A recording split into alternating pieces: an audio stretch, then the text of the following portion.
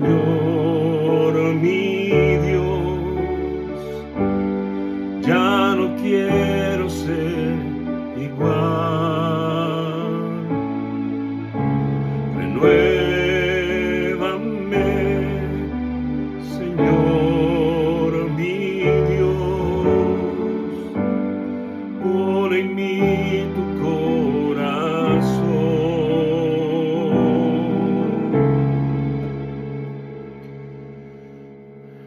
Hola.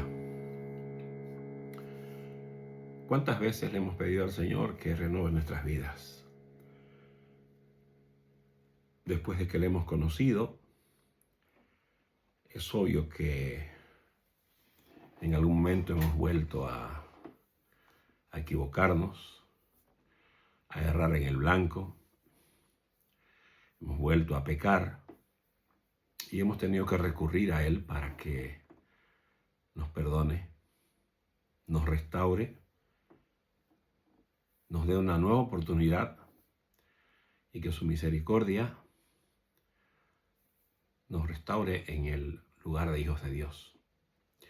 Hoy te quiero hablar acerca de una expresión que en muchas congregaciones se maneja sacando un texto fuera de contexto. Muchas veces los oradores dicen alguna cosa y luego agregan esta frase. Dicen, porque cuando 2 o 3 están reunidos en el nombre del Señor, Él está en medio de ellos. Pero olvidan, o no lo saben, o no lo conocen, o les da igual. Esta cita bíblica está en el libro de Mateo, en el capítulo 18. Y antes de ir al texto, que es el versículo 18 y 19, el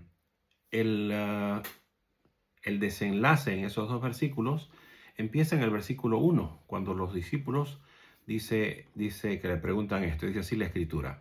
En aquel tiempo, dice, los discípulos vinieron al Señor diciendo, ¿quién es el mayor en el reino de los cielos?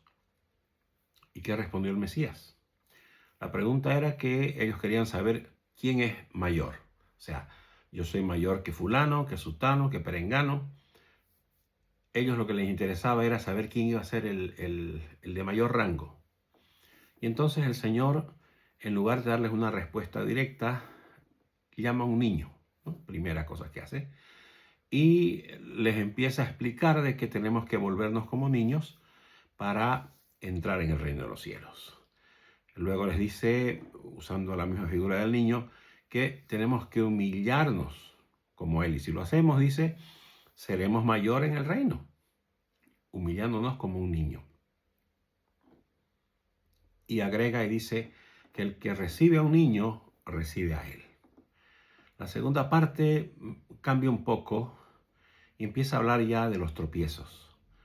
Y dice, quien haga tropezar a un niño, dice que mejor le fuera atarse una piedra o atarle una piedra de molino al cuello y tirarlo al mar.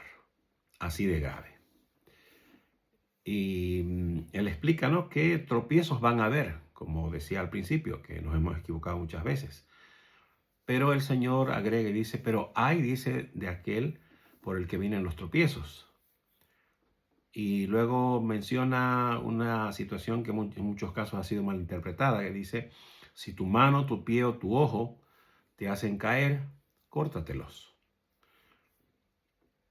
Y el versículo no se refiere, o lo que dijo el Señor, no se refiere a cortarnos las extremidades físicamente, sino habla de otro concepto, que eso será en otra ocasión. Y luego esa parte la finaliza diciéndoles porque Él vino a salvar lo que se había perdido. Luego habla acerca de la oveja perdida, ¿no? La oveja rescatada. Y dice que una oveja rescatada, porque se perdió del rebaño de 100, y que al volver el pastor con la oveja perdida, hay más regocijo, hay más gozo, dice, por la rescatada que por las 99 que no se perdieron, que no se descarriaron. Mateo 18:15 dice, ya cambia un poco la dirección de la conversación, le dice, por tanto, dice, si tu hermano peca contra ti, ve y repréndele estando tú y él solos. Si te oyere, has ganado a tu hermano. Entonces ya empieza, aunque los discípulos le habían preguntado del mayor, él está hablando acerca de la restauración. Está hablando acerca del perdón, de lo que vino a hacer el Mesías, a rescatar aquello que estaba perdido. Y entonces da un orden en esa parte, en los versículos siguientes. Dice, primero tú y él, habla con él. Si no te oyere, entonces dice, ve y busca uno o dos más y él, y vuelve a hablar con él. Si rechaza esa reprensión, entonces dice, dilo a la congregación. Y si aún así él no reacciona, entonces dice, tenle por gentil y publicano, o sea, fuera. Y al finalizar este proceso de restauración o de intento de perdón a ese hermano que pecó contra ti, entonces es que el Señor dice en el versículo 18 del capítulo 18 de Mateo, dice, de cierto os digo que todo lo que atéis en la tierra será atado en el cielo, y todo lo que desatéis en la tierra será desatado en el cielo. Pero claro, este versículo también muchos lo interpretan mal y usted va a ver en muchas congregaciones gente atando y desatando demonios.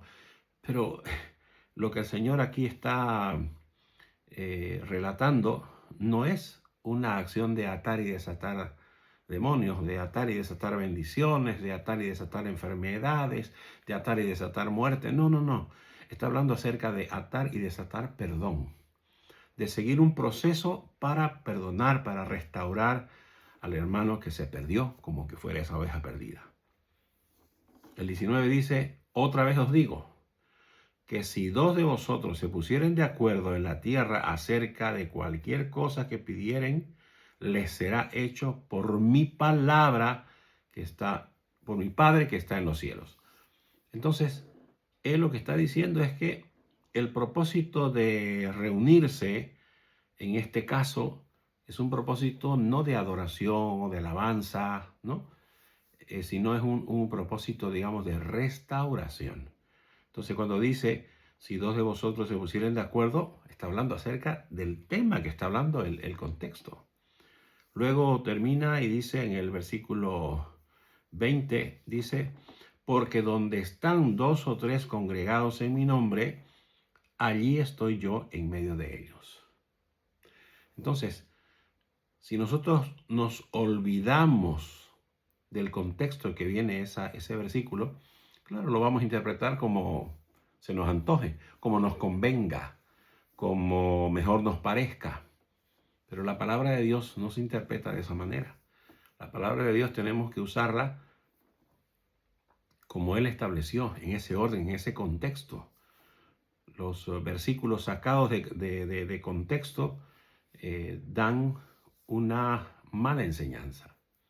Los empezamos a usar de una manera equivocada.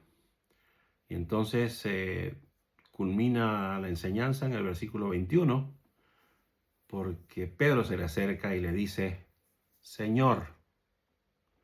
Fíjese que Pedro está culminando todo lo que él entendió lo que el Mesías dijo.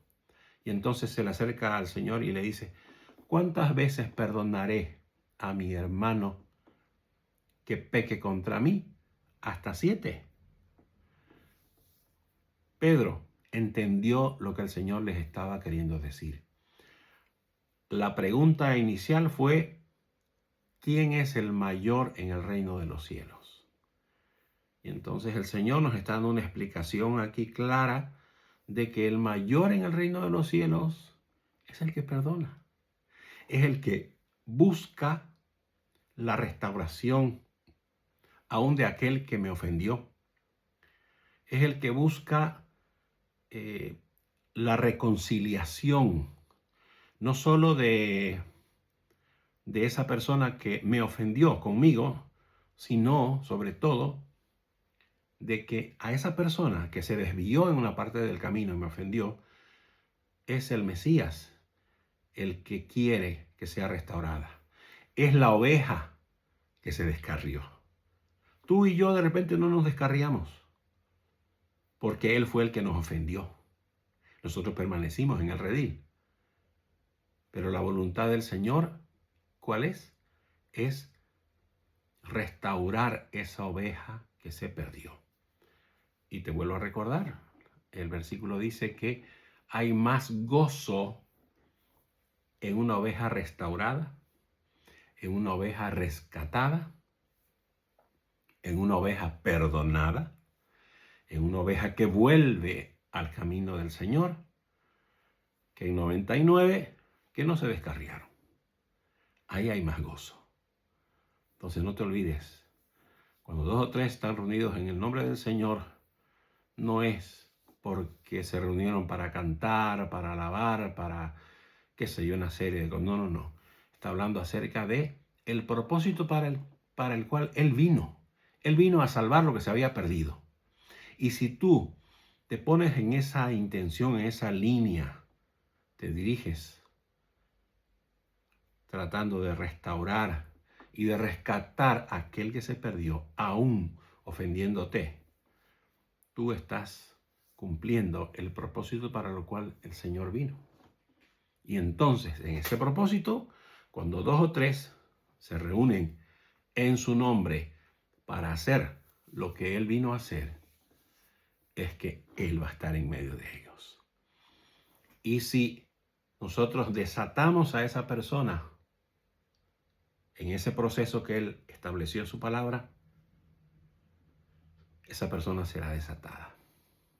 Y esa persona podrá volver, podrá reconciliarse con el Señor y podrá integrarse nuevamente al redil de las ovejas obedientes. Así que no te olvides, no es bueno sacar textos de contexto. Que Dios te bendiga y te guarde.